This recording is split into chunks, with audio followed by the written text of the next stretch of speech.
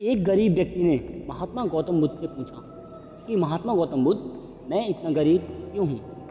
तो महात्मा गौतम बुद्ध ने एक कहानी उनको दर्शाई। कौन सी कहानी है, आइए हम आपको बताते हैं। तो दोस्तों, अगर चैनल में आप नए हो तो चैनल को सब्सक्राइब जरूर कर लें। तो दोस्तों आइए, ये लाइनें बहुत महत्वपूर्ण हैं उन लोगों के लिए जो हमेशा दुखी रहते हैं। चलो इसी बात को हम एक बहुत ही बेहतरीन तरीके से महात्मा गौतम बुद्ध की कहानी से समझते हैं। ये बात है 563 ईसा पूर्व की, जो वहाँ गौतम बुद्ध का समय भी कहा जाता है।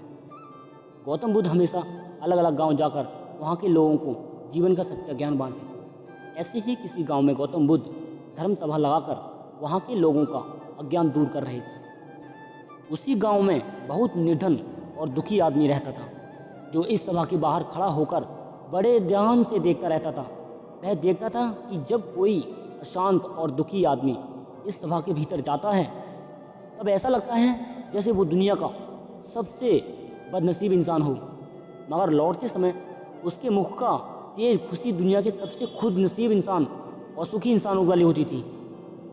ये सब देखकर वह निर्धन और दुखी आदमी बहुत आश्चर्यचकित होता था और उसके मन में यही ख्याल चलता रहता था कि एक बार वह खुद भी अंदर जाकर देखेगा जरूर। जब कई दिनों तक ऐसा होता रहा तो उससे अब रहा नहीं गया और उस सभा के भीतर जा पहुंचा, इस सोच के साथ कि अपने दुख और निर्धनता का निवारण करके सुखी ही वापस आएगा। सभा में जाकर उसने देखा कि गांव के कई सारे लोग अपनी अपनी समस्याएं लेकर बारी बारी से भगवान गौतम बुद्ध के पास जा रहे थे और अपनी समस्याएं उन्हें बता रहे थे। भगवान गौतम बुद्ध सबकी समस्याएं बड़े ध्यान से सुनते और हर किसी को उसका कारण और निवारण भी बताते, जिन्हें सुनकर वह लोग खुश हो जाते हैं। जैसे ही उस निर्धन दुखी आदमी की बारी आई तो वह भी भगवान गौतम बुद्ध के चरणों में पहुंच गया।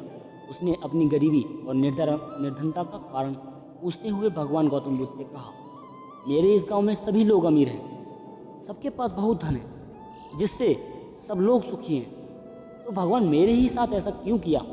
मुझे ही इतना निर्धन और गरीब क्यों बनाया? गौतम बुद्ध व्यक्ति की तरफ देखकर मुस्कुराते हुए बोले, तुमने अपने जीवन में कभी किसी को कुछ दिया? तुमने निर्धन या गरीब व्यक्तियों की कभी कोई मदद की? ये सुनकर गरीब को और भी ज़्यादा आश्चर्य हुआ। उसने कहा, गुरुजी, आप ये क्या कह रहे हो? भला मैं किसी को क्या दे सकता हूँ?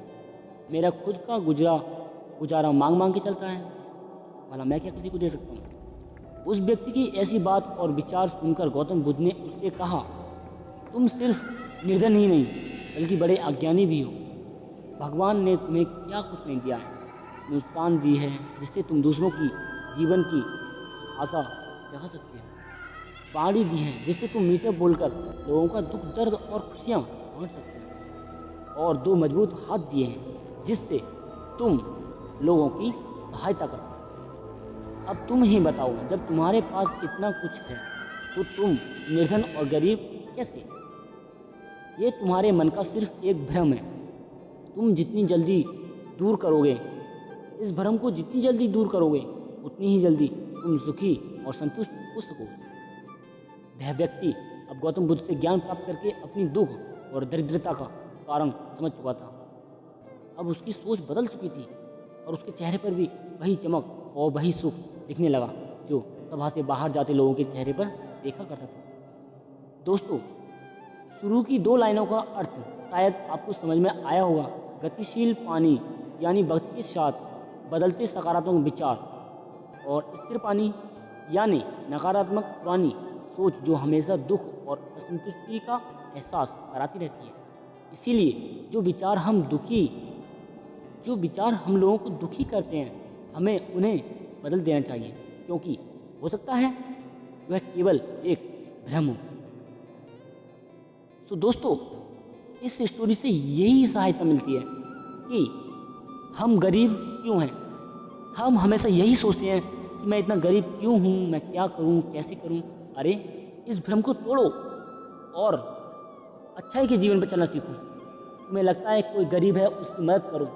तुम्हारे पास अगर देने के लिए कुछ नहीं है तो उसको हंसाने की या उसको हंस करके या बातें करके उसका दुख को दूर करो।